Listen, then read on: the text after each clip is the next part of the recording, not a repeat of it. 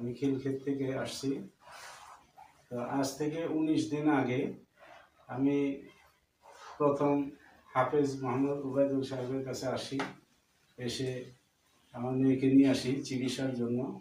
আমি পূর্বেই বলেছি আমার মেয়েকে অনেক ডাক্তার দেখিয়েছি, মেডিসিন ডাক্তার দেখিয়েছি, অনেক টেস্ট করিয়েছিলাম, কোনো কাজ হয়নি।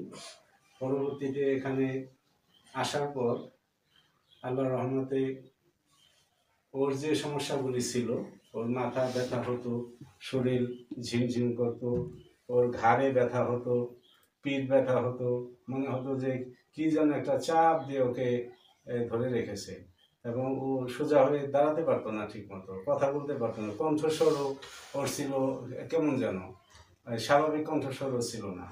এমন একটা পরিস্থিতিতে আমরা বুঝতে পারি যে ওর হয়তো ডাক্তারি চিকিৎসা যেহেতু করাচ্ছি, ডাক্তারি চিকিৎসায় ওর কোনো কাজ হচ্ছে না। তারপরে আমরা এই উবায়দুল সাহেবের কাছে আসি। আসার পরে আজ 19 দিন আগে আসি।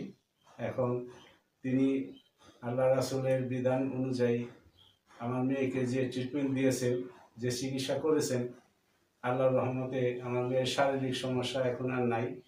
সে এখন আল্লাহর রহমতে প্রায় সম্পূর্ণই সুস্থ। আমরাও বিশ্বাস করতে পারিনি এত তাড়াতাড়ি সে রিকভারি করবে। তো এটা আল্লাহ পাকের ইচ্ছা। আল্লাহ চাইলে যে কাউকে যে কোনো সময় অসুস্থ বানাতে পারেন, সুস্থ বানাতে পারেন।